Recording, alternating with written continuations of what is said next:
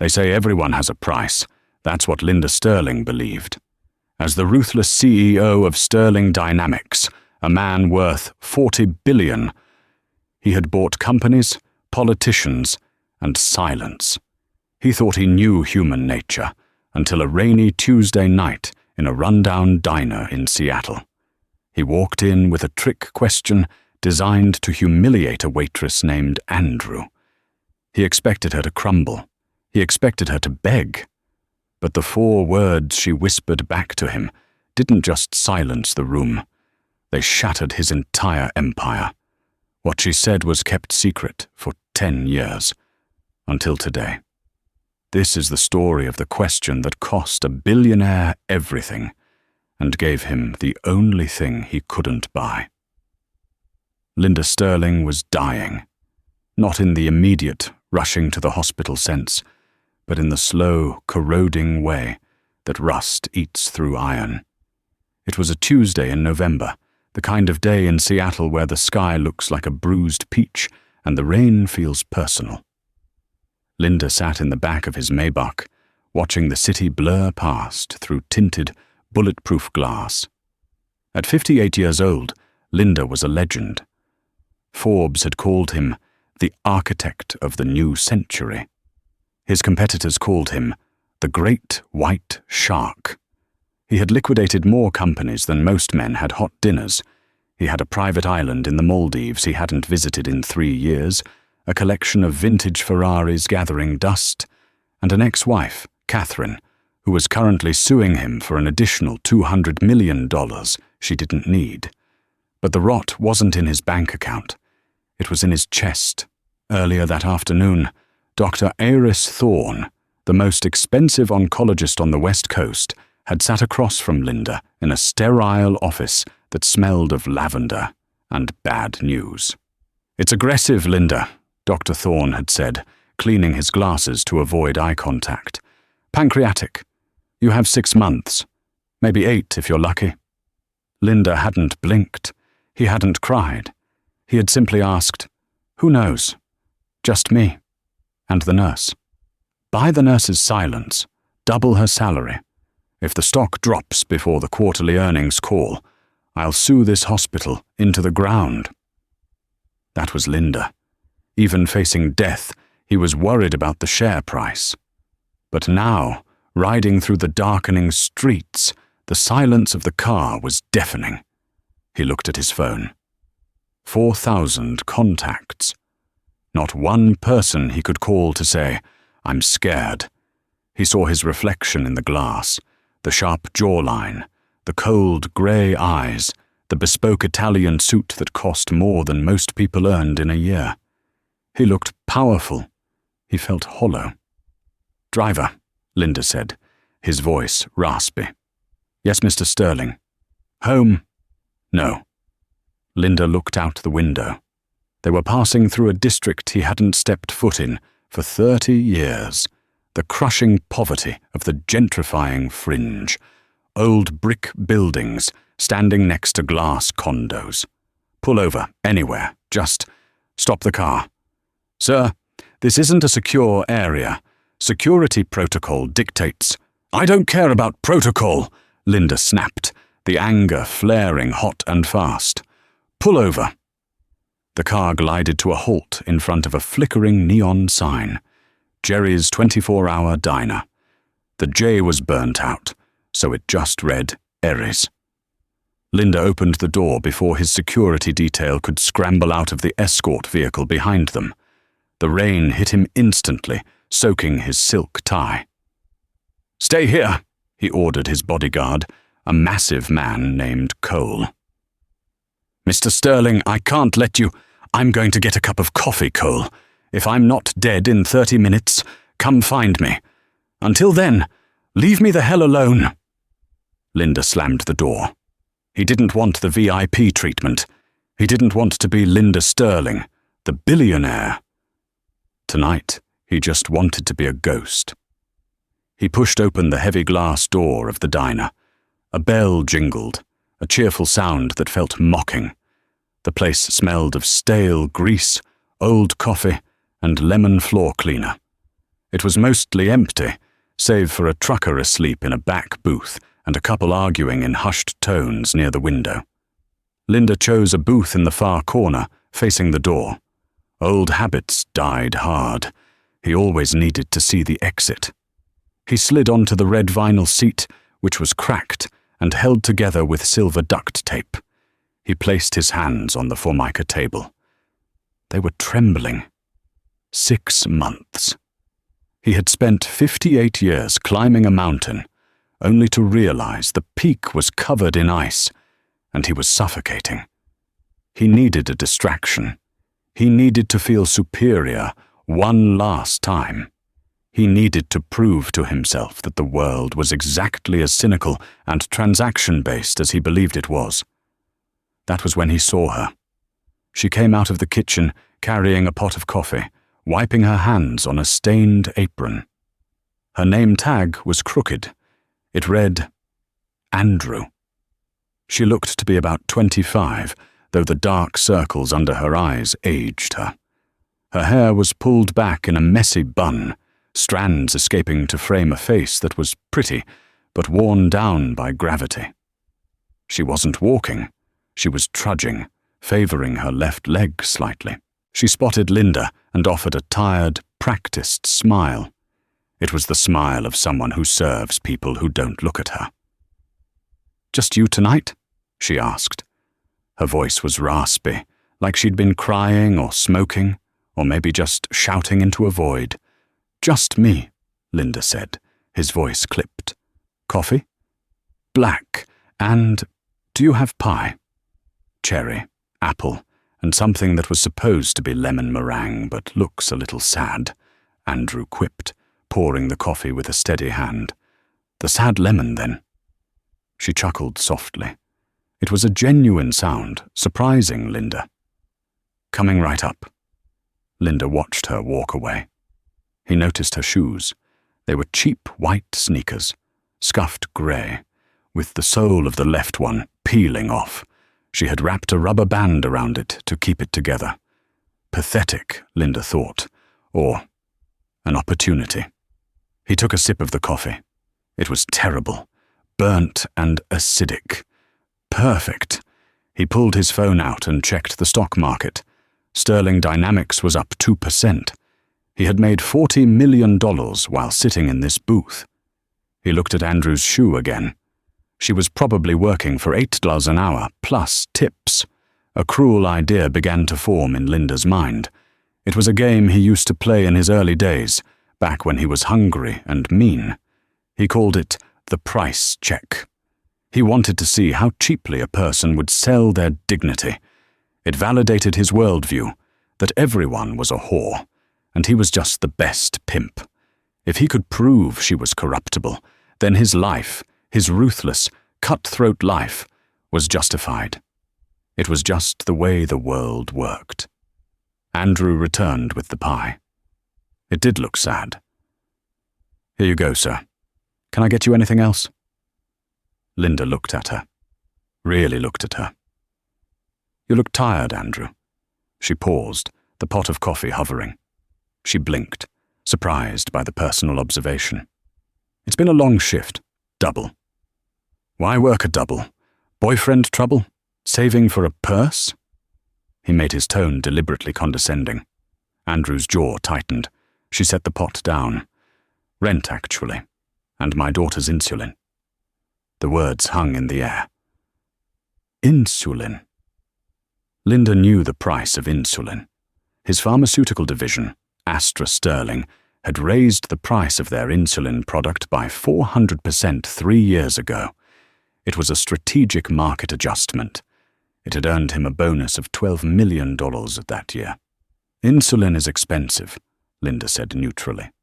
"Tell me about it," Andrew sighed, rubbing her temple. "But you do what you gotta do, right? Enjoy the pie." She turned to leave. "Wait," Linda said. He reached into the inner pocket of his jacket. He didn't carry a wallet. He carried a money clip. He pulled it out. It was thick with $100 bills. He peeled off 5 of them. $500. He placed them on the table. Andrew stopped. She looked at the money, then at Linda. Her eyes widened. "Sir, the bill is only $6. Sit down, Andrew. I can't. My manager, Rick, he's in the back, and if he catches me sitting with a customer, I'll buy the diner and fire Rick if he opens his mouth," Linda said calmly. "Sit down." Andrew hesitated. She looked at the money again. It was likely more than she made in a week. She sat on the edge of the booth opposite him. "What do you want?" she asked, her voice guarding itself. She had clearly dealt with men who offered money before, and it usually involved things she wasn't willing to do. "I want to ask you a question," Linda said, leaning back. "A trick question, actually. A test. I'm not really good at quizzes. This one is easy. It's about value." Linda tapped the stack of bills. "This is $500. It's yours. All you have to do is answer the question honestly." Andrew looked at the cash, then at Linda's cold grey eyes. She saw something there. Not lust, not kindness, but a strange, desperate intensity. "Okay," she whispered. "Ask your question." Linda took a bite of the lemon pie. It tasted like chemicals and sugar. He swallowed it slowly. "You said you need money for insulin. You have a daughter. How old is she?" "She's 6. Her name is Lily." Andrew's hand instinctively went to a locket around her neck. 6 years old. Cute age. Expensive age. Linda leaned forward. "Here is the scenario, Andrew. Imagine I am a genie, or the devil. It doesn't matter. I place a briefcase on this table. Inside it is $1 million. Tax-free. Cash." Andrew let out a nervous laugh. "Okay, I'm imagining. With that money, you could buy enough insulin for a lifetime. You could buy a house. You could quit this job. You could fix your teeth." He noticed she had a chipped incisor. Andrew flinched slightly at the personal dig, but nodded. "Okay. But," Linda raised a finger, "there is a condition. To get the briefcase, you have to do one thing. There is a man in the hospital. A stranger. He is old, he is sick, and he is going to die anyway. Maybe in 6 months. Maybe 8. Linda's heart hammered against his ribs. He was talking about himself, though she didn't know it. "You have to go into his room," Linda continued, his voice dropping to a whisper, "and unplug his life support. No one will know. He won't feel pain. He dies today instead of 6 months from now. And you walk away with $1 million. You save your daughter. You save yourself." Linda stared into her eyes, searching for the greed. He needed to see it. "So, Andrew," Linda said, "here is the trick question. What is the price of a stranger's life? Would you kill him to save your daughter?" The diner went silent. The rain lashed against the window pane. Linda watched her face. He expected hesitation. He expected her to rationalize it. "He's dying anyway," she would think. "My daughter has her whole life ahead of her." He reached into his pocket and pulled out a checkbook. He uncapped a fountain pen, a Mont Blanc limited edition. "I'm not joking, Andrew," Linda said. "I am Linda Sterling. You might have heard of me. You might not." Andrew's eyes flickered. "Recognition? Fear?" "I have the money," he said. He quickly scribbled a check. "Pay to the order of Andrew." He left the last name blank. "Of $1,000. He signed it with a flourish. He slid the check across the table, next to the pie. "This is real. I can make a phone call and have a lawyer here in 10 minutes to draft a non-disclosure agreement. No one dies, obviously. This is a test of character. But if you say yes, if you admit you would do it, the check is yours." Linda sat back, feeling the triumph rising in his bile. "Take it," he thought. "Prove me right. Prove that everyone is a monster when the price is right." Andrew looked at the check, The zeros trailed off the line. $1 million. She looked at her peeling shoe. She looked at the rain outside. She thought of Lily, who had been reusing needles because they couldn't afford a new box until Friday. Slowly, Andrew reached out a hand toward the check. Linda smirked. Gotcha. But she didn't pick it up. She placed her finger on the corner of the check and slid it back across the table toward him. No, Andrew said. Linda froze. Excuse me? The answer is no, she said, her voice stronger now. You think I'm lying? Linda scoffed. Google me. I'm worth $40 billion. This check is good. I believe the money is real, Andrew said, but the answer is still no. Why? Linda demanded, his composure cracking. He's old, he's dying. You're suffering. Your daughter is suffering. It's simple math, Andrew. Utility. One life is ending, another is beginning. Why would you throw away $1 million for a stranger who has 6 months to live? Andrew took a deep breath. She leaned in, and for the first time, she looked at Linda not as a customer, but as a human being. Because, she said softly, my daughter isn't the only one who needs saving. Linda frowned. What does that mean? Mr. Sterling, Andrew said, dropping the pretense. I know who you are. I saw your face on the news this morning. They were talking about your merger with the Asian tech giant. Linda stiffened. So you know I'm good for the money. Take it. I also know, Andrew continued, her voice trembling slightly, that my father worked for one of your companies, Sterling Steel in Ohio. The air left the booth. Sterling Steel. Linda had liquidated that plant 10 years ago.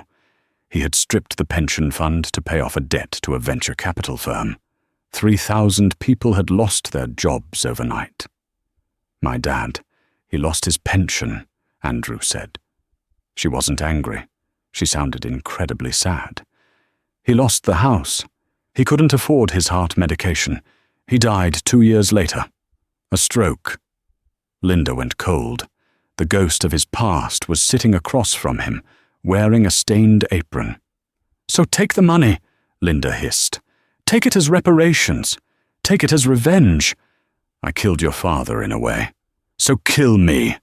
Take the $1 million and say you'd unplug the machine. I can't, Andrew said. Why? Linda shouted, slamming his hand on the table. The trucker in the back stirred. Andrew reached into her apron pocket. She pulled out a small, battered photograph. It was a picture of a man in a hard hat holding a baby. Because my father taught me something before he died, Andrew said, tears welling in her eyes. He told me that a man's worth isn't in what he has, but in what he refuses to take. She pushed the check further away. If I take your money to say I'd kill a stranger, then I become the kind of person who hurt my father. I become you, Mr. Sterling, and no amount of money is worth becoming you. Linda felt like he had been punched in the chest. I become you. She looked at him with pity. Not hate. Pity. She, a waitress with broken shoes and a sick child, pitied the man with $40 billion. You think you're testing me, Andrew said quietly. But you're really testing yourself.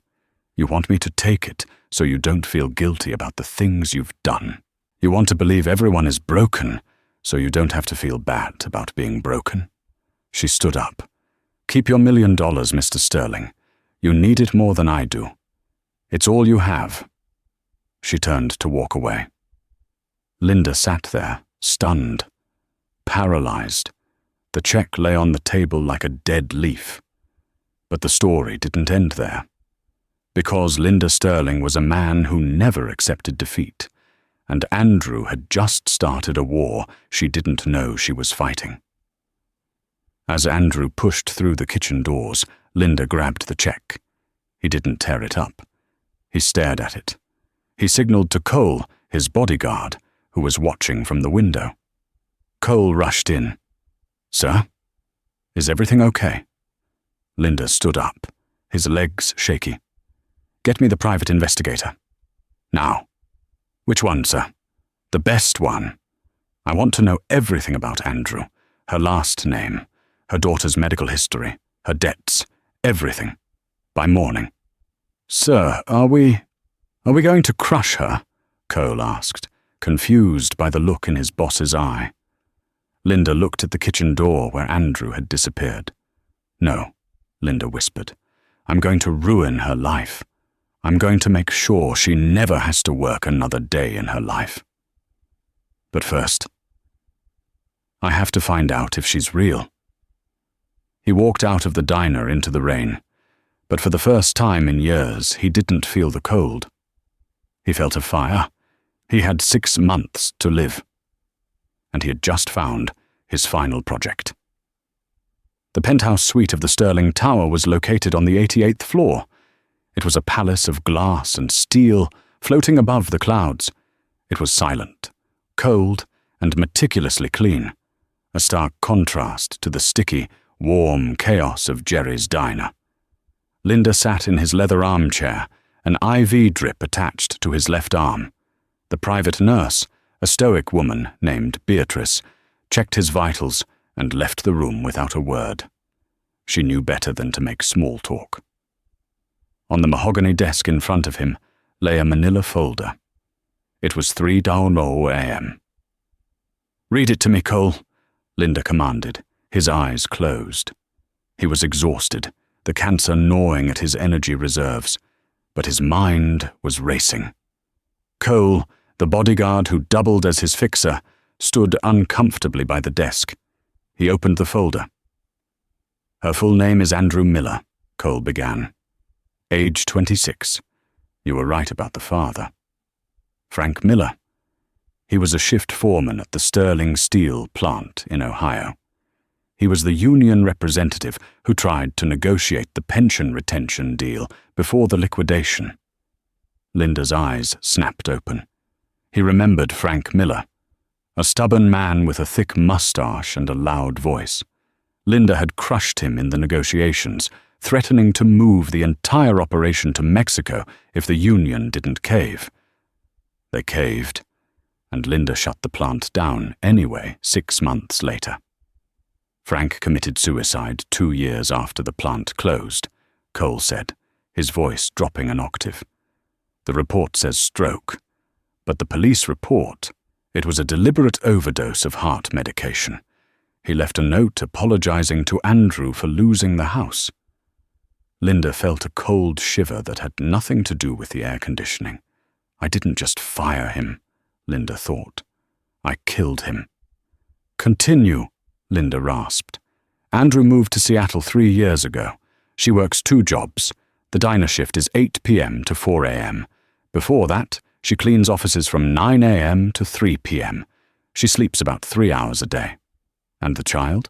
Lily Miller, age 6, diagnosed with type 1 diabetes at age 3. But it's complicated.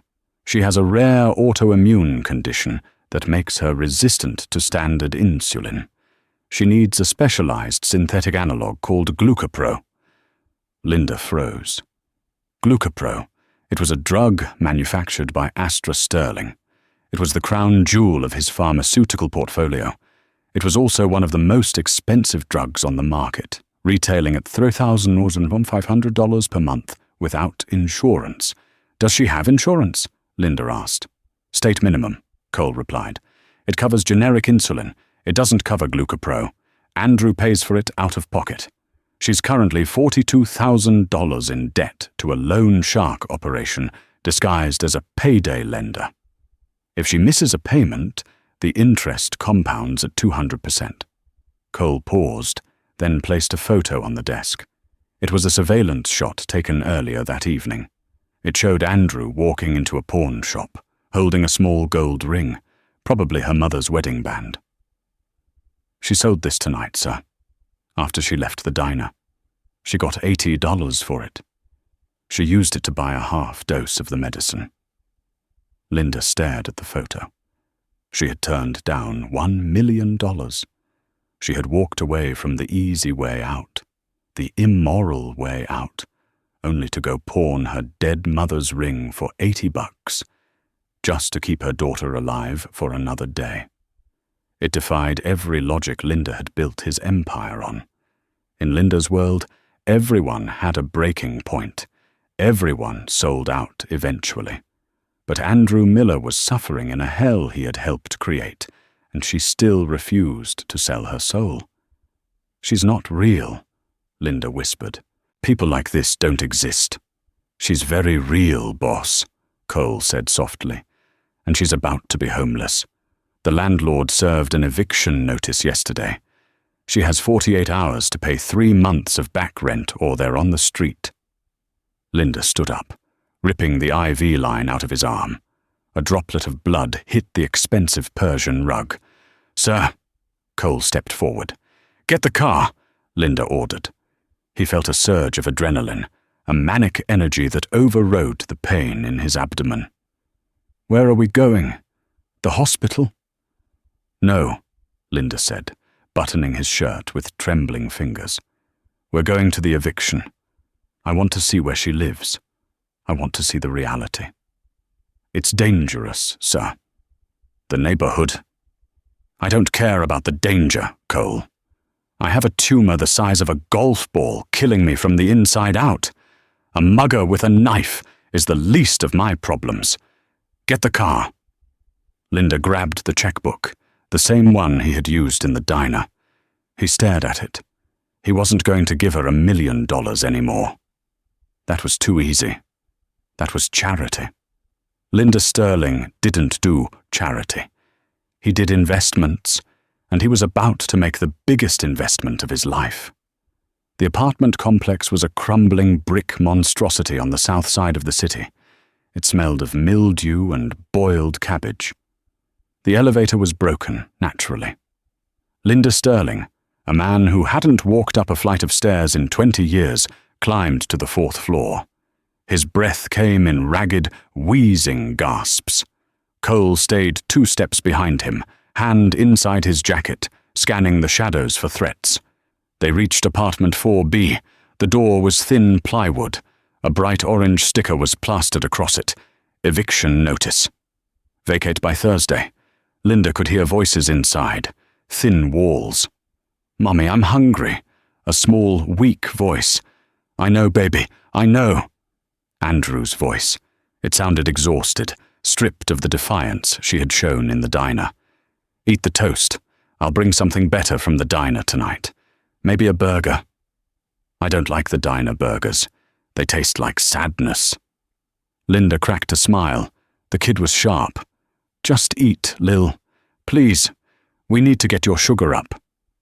Then, a heavy thud against the door made Linda jump. It wasn't him. It was coming from the hallway to his left. A man in a leather jacket, looking like a caricature of a thug, was banging on the neighbor's door. It was the Loan Shark's collection agent. Linda realized Andrew wasn't just poor. She was living in a war zone. Suddenly, a wave of dizziness hit Linda. The hallway tilted. The smell of cabbage became overpowering. Black spots danced in his vision. "Mr. Sterling?" Cole's voice sounded like it was coming from underwater. Linda reached out to steady himself against Andrew's doorframe. But his hand slipped. His knees buckled. Not now, he thought. Not here. But his body, ravaged by cancer and the exertion of the climb, gave up. Linda Sterling collapsed onto the dirty linoleum floor of the hallway with a heavy thud right in front of apartment 4B. The door flew open. Andrew stood there, holding a half-eaten piece of toast. She looked down. For a second, she didn't react. She just saw an old man in a suit crumpled on her doormat. Then she saw Cole, the massive bodyguard, kneeling beside him, shouting into a radio. "Code Blue, I need a medic to my location. The boss is down." Andrew's eyes locked onto Linda's face. His skin was grey, his lips blue. She dropped the toast. "Help him!" Cole screamed at her. panic breaking his professional veneer. "He's not breathing!" Andrew didn't hesitate. She didn't ask who they were. She didn't ask why the billionaire from the diner was outside her apartment. She dropped to her knees. "Move," she commanded Cole. Her voice was no longer tired. It was sharp and authoritative. She had taken CPR classes for Lily. She tore open Linda's expensive Italian shirt, buttons flying across the hallway. She placed her hands on his chest, the chest of the man who had destroyed her father's life, and began chest compressions. 1, 2, 3, 4. "Come on," she grunted, pushing hard. "Don't you die on me! Not here!" Linda gasped, a horrible, rattling sound. His eyes fluttered open. He looked up. The ceiling was spinning, but in the center of his vision was Andrew. Her face was inches from his, sweat on her brow, her eyes filled with fierce determination. She wasn't looking at him with hatred. She wasn't looking at him with greed. She was looking at him with desperate humanity. "You're okay," she whispered, brushing hair off his clammy forehead. "Stay with me. The ambulance is coming." Linda tried to speak. He wanted to tell her who he was. He wanted to tell her he was sorry. But all that came out was a whisper. "Why?" Andrew squeezed his hand. Her grip was rough, calloused, and warm. "Because," she said, echoing her father's lesson, "we don't leave people behind." Sirens wailed in the distance. 2 hours later, Linda woke up. He wasn't in his private suite at the Sterling Memorial Hospital. He was in the crowded, chaotic emergency room of St. Jude's, the county hospital where the poor went. Cole had been forced to follow the ambulance here because it was the closest facility. Linda was lying on a gurney in a hallway, separated from the next patient by a flimsy curtain. He felt weak, but the immediate crisis had passed. The doctors had stabilized his blood sugar and given him oxygen. He turned his head. Sitting in a plastic chair next to his gurney was Andrew. She was still wearing her casual clothes. Lily was asleep on her lap, wrapped in a thin coat. "You stayed," Linda rasped. Andrew looked up from her phone. She looked exhausted. "Your bodyguard, the big guy. He's filling out paperwork.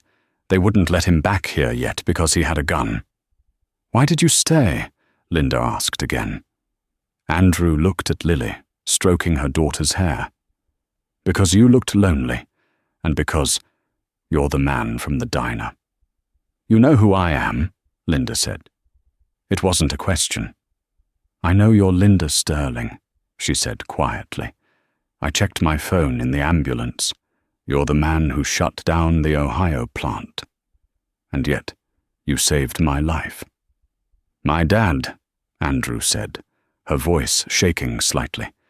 "He used to say that hate is like drinking poison and expecting the other person to die. If I let you die on my doorstep, I carry that weight. I won't do that." Linda looked at the ceiling. The fluorescent lights buzzed. He had spent his life building walls of money to keep people out.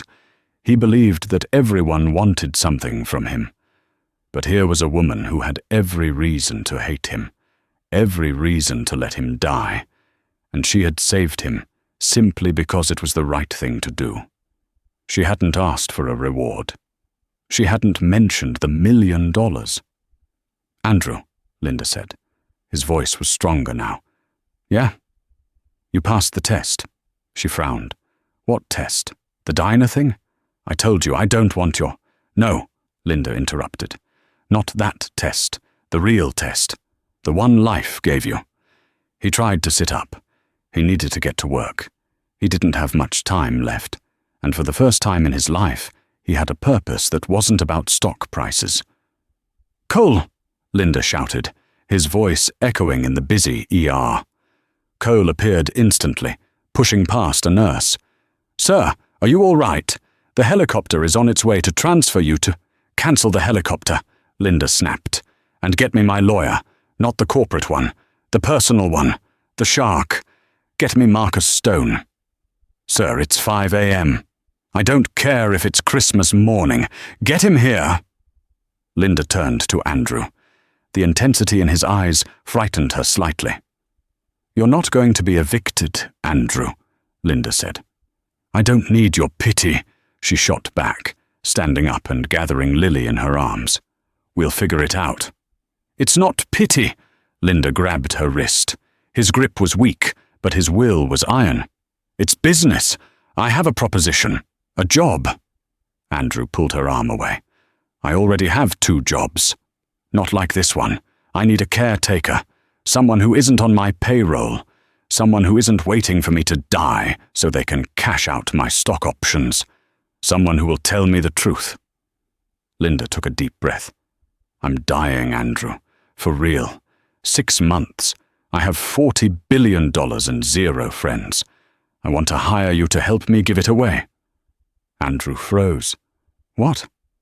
"I want to give it away," Linda lied, or maybe it was a half-truth. "But I don't trust the charities. They're all corrupt. I trust you. You're the only person in 50 years who didn't take my money when it was easy." I can't," Andrew stammered. "I have Lily. I have debts." "I'll pay the debts," Linda said dismissively. "That's pocket change. I'll buy the building. I'll buy the hospital. I don't care. But I need you to sign a contract today." "What kind of contract?" Linda smiled. It was the first genuine smile he had worn in decades. "A partnership. You help me fix the things I broke, starting with the people from Sterling Stale. And in return, I ensure Lily never has to worry about a medical bill again." Andrew looked at her sleeping daughter. Then she looked at the dying billionaire. "You're crazy," she whispered. "I'm desperate," Linda corrected. "And I'm rich. It's a dangerous combination." Before Andrew could answer, a commotion erupted at the ER entrance. A tall, blonde woman in a white fur coat swept in, flanked by 2 lawyers in sharp suits. It was Catherine Sterling, Linda's ex-wife. And she didn't look happy. "There he is!" Catherine shouted, pointing a manicured finger at Linda. "He's mentally incompetent. Look at him. He's in a county hospital talking to a street person." Linda's face hardened. The shark was back. "Andrew," Linda said, his voice dropping to a lethal whisper. "Say yes. Right now. Say yes, and watch me work." Andrew looked at the screaming woman, then back at Linda. She saw the fight in him. She saw the chance to save Lily. "Yes," Andrew said. Linda turned to face his ex-wife. "Showtime," he muttered. The confrontation in the hallway of St. Jude's Hospital was being filmed. Not by a news crew, but by a dozen patients holding up their smartphones. It was the kind of raw, ugly spectacle that goes viral in seconds. Catherine Sterling stood in her white fur, flanked by 2 lawyers who looked like they were carved out of granite.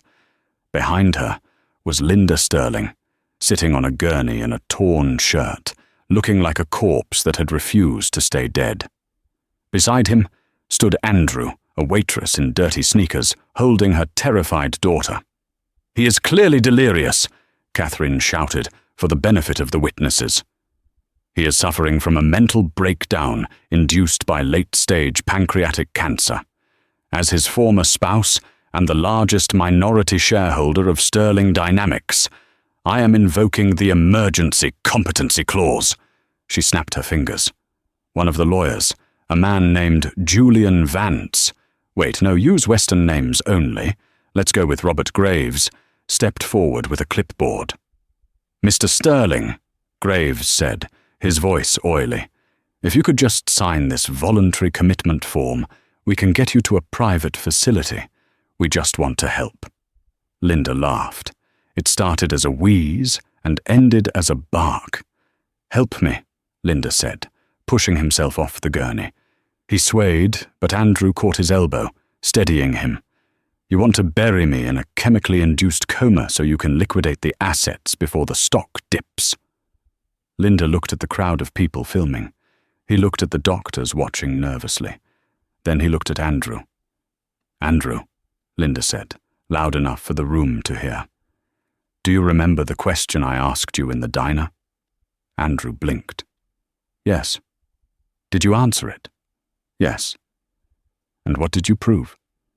"That some things aren't for sale." Linda turned to his ex-wife. "Catherine, you've been trying to buy my death for 5 years. You're suing me for $200 million. I'm offering you a new deal right now."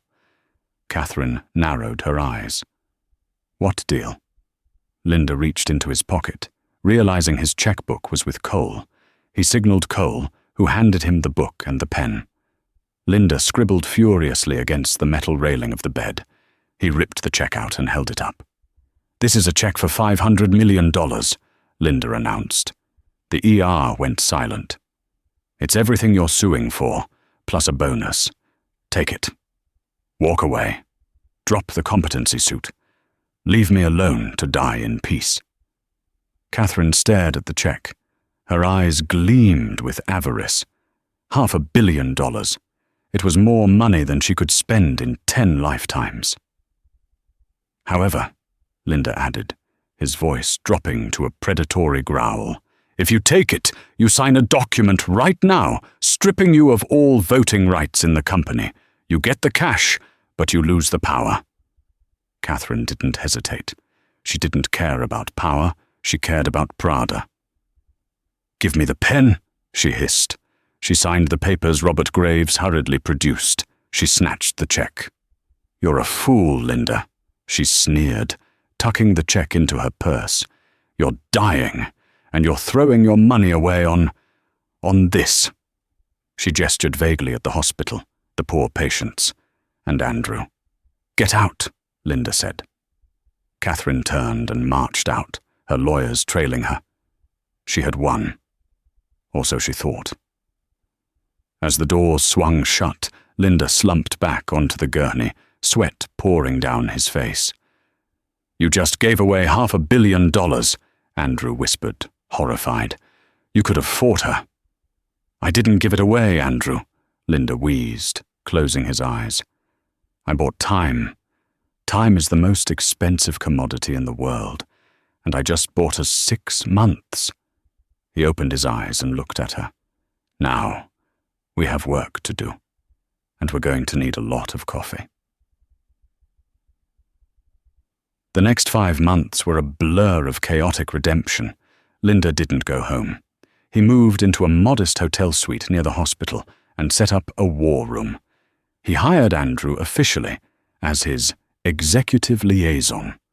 Her salary was $20,000 a month, enough to pay off her debts, get Lily the best care, and secure a future. But Andrew earned every penny. They worked 18-hour days. Linda had a list. It was a list of names, towns, and companies he had destroyed over 40 years. Week 4. They flew to Ohio. Linda stood in the town hall of the city where Sterling Steel used to be. The town was a ghost town.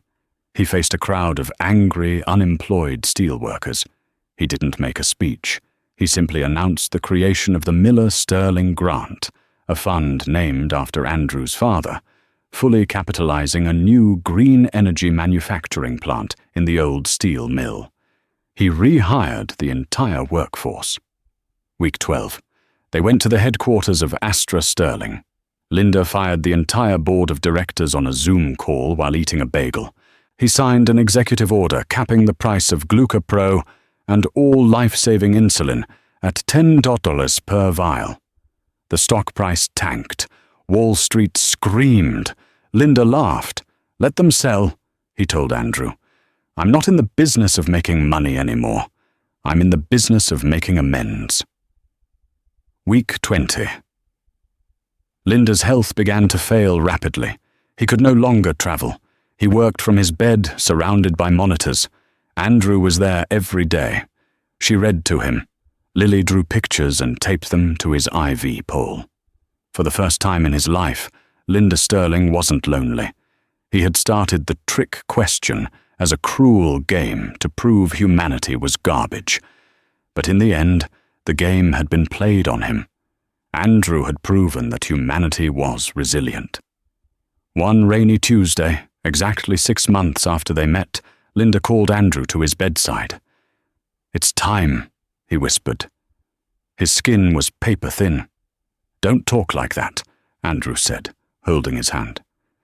"Andrew." "The trick question," Linda murmured. "I never told you the real answer." "The answer was no," Andrew said.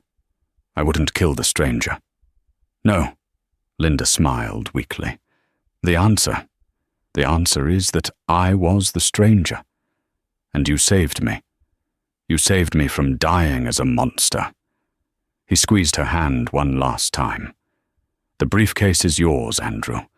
Don't let them take it." Linda Sterling died 3 minutes later. The richest man in the world died holding the hand of a waitress. The funeral had been a quiet affair, a stark contrast to the noise of Linda Sterling's life. But the reading of the will was a spectacle. It took place 3 days after Linda was buried, hosted in the cavernous, mahogany-paneled library of the Sterling estate. Outside, the Seattle sky wept a cold, grey drizzle. But inside, the air was hot with tension and the smell of expensive cologne. The room was packed with sharks. Catherine Sterling sat in the front row, wearing a black veil that did little to hide the triumphant smirk on her lips. She had her $500 million settlement, but greed is a hunger that is never fed. She had brought a phalanx of attorneys, ready to pick the carcass of Linda's empire clean. Behind her sat the board of directors of Sterling Dynamics, men who had spent years waiting for Linda to die so they could finally strip the company for parts. In the back corner, almost invisible in the shadow of a towering bookshelf, sat Andrew. She wore a simple black dress she had bought at a thrift store. Lily sat beside her, drawing quietly in a sketchbook. Andrew felt small, an intruder in a world of giants. She wanted to leave, but Linda's final instructions to her had been explicit.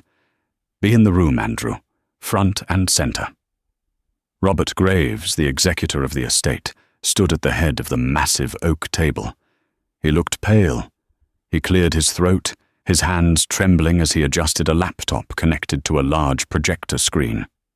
"Ladies and gentlemen," Graves announced, his voice cracking, "Mr. Sterling left specific instructions that his last will and testament be delivered, personally." Catherine scoffed loud enough for the room to hear. "Just read the document, Robert. We know the liquid assets go to the trust. We're here for the controlling shares." "If you would please, Mrs. Sterling," Graves said, sweating. He insisted on the video. The lights dimmed. The screen descended. A hush fell over the room, not out of respect, but out of curiosity. The screen flickered to life. Linda Sterling appeared. He was sitting in his hospital bed, wearing his silk pajamas.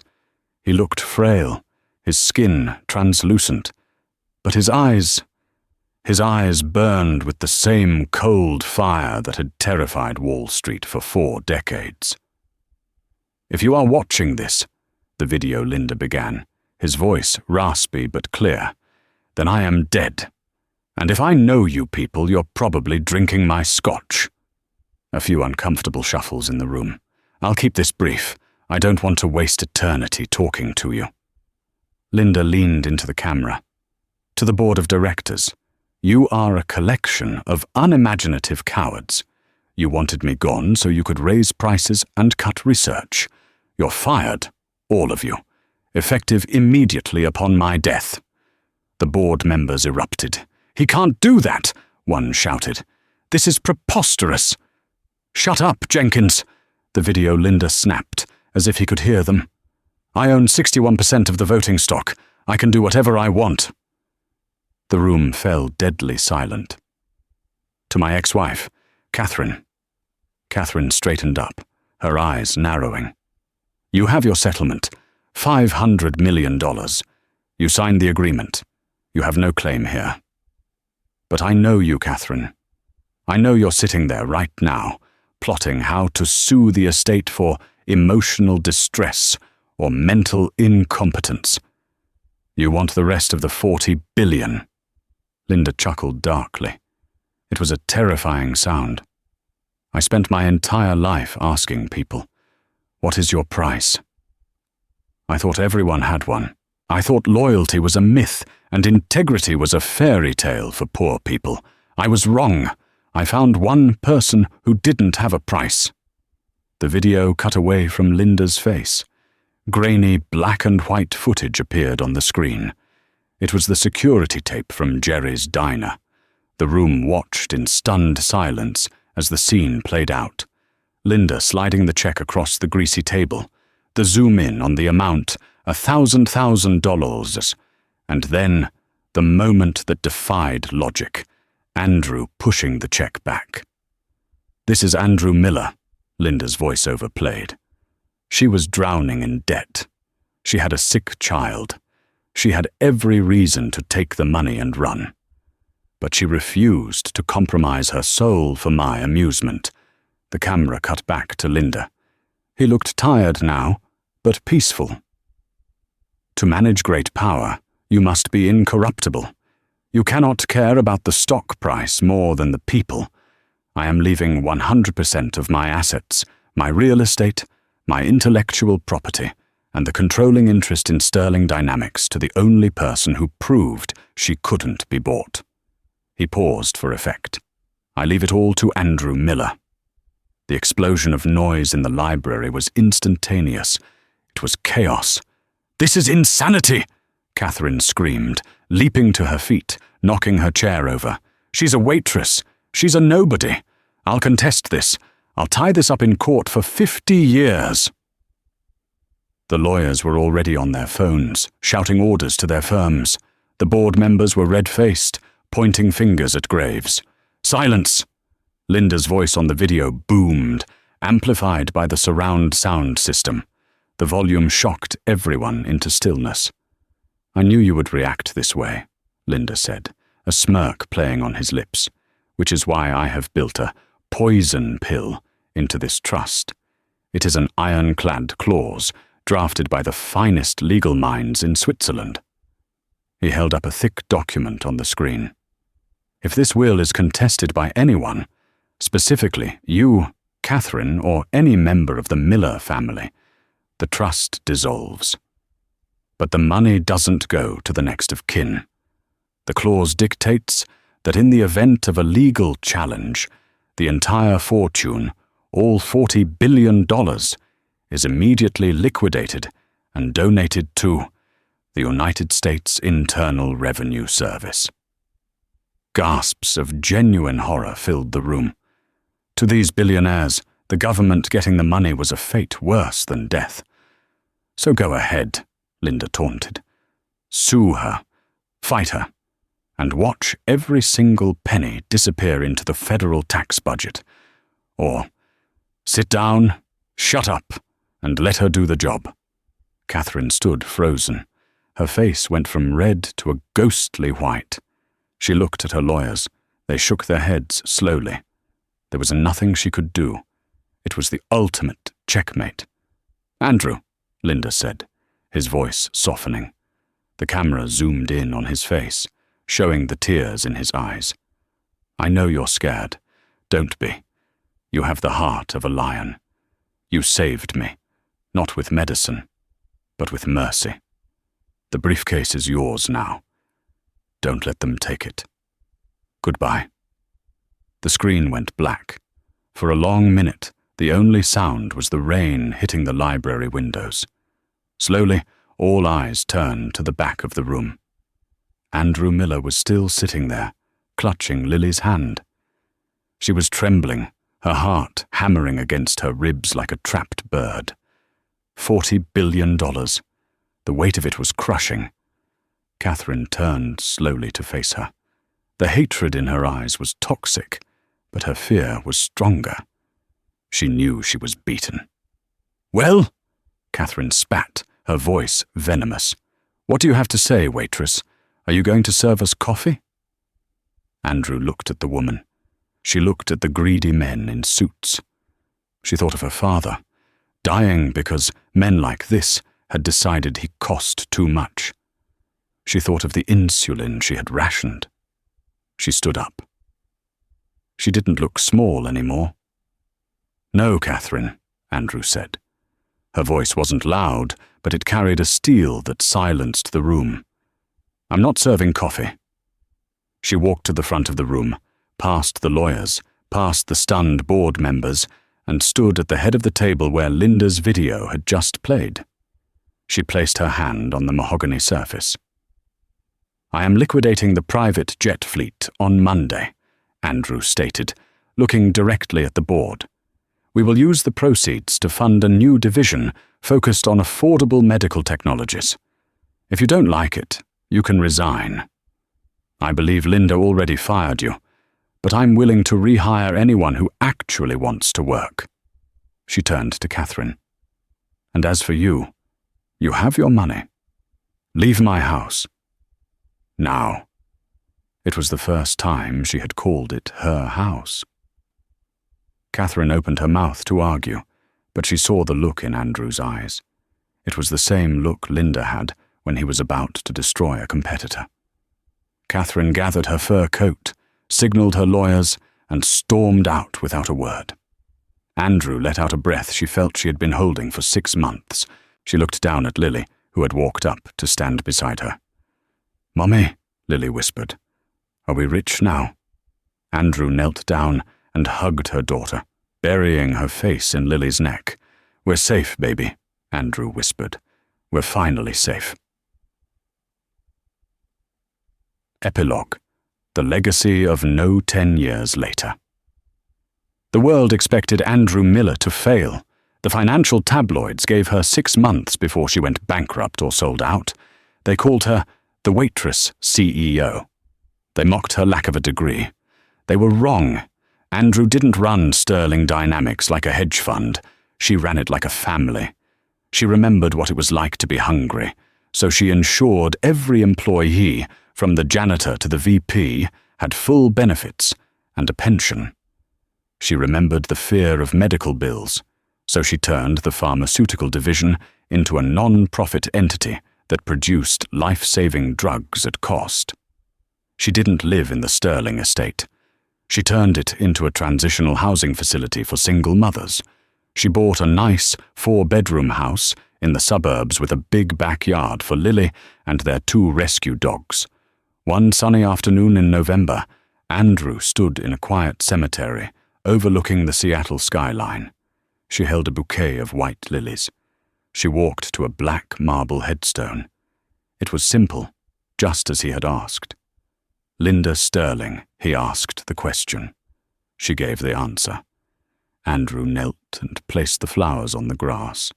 She was 36 now, wearing a tailored blazer and confident shoes. No more rubber bands holding them together. "Hey, Linda." She spoke softly to the wind. "Stock is up this quarter. We just launched the Clean Water Initiative in Ohio. You'd hate it. We're losing millions on it, but we're saving thousands of lives." She smiled, tracing the letters of his name. "Lily is graduating high school next week. She's going to study bioethics. She wants to make sure the next Linda Sterling has a conscience before he gets the checkbook." She reached into her pocket and pulled out a small, laminated piece of paper. It was the original check, the one for $1 million. The paper was yellowed with age, but the signature was still bold. She kept it with her every day. It wasn't a symbol of money. It was a symbol of the moment she realized her own worth. "You were right about one thing," Andrew whispered. "Everyone has a price. But my price wasn't money. My price was a chance to change the world." She stood up, brushing the grass from her knees. She looked out at the city, a city she had helped heal. "Rest easy, old man," she said. "I've got it from here." Andrew Miller turned and walked back toward her car, leaving the billionaire in peace, ready to get back to work. In the end, Linda Sterling died with empty pockets, but a full heart. He learned that legacy isn't about what you leave in the bank, but what you leave in people's hearts. Andrew Miller proved that integrity is the only currency that never devalues. If this story moved you, please hit that like button. It helps us share these powerful stories with more people. And don't forget to subscribe and turn on notifications so you never miss a story that might just change the way you see the world. What would you have done with the trick question? Let me know in the comments below. Thanks for watching.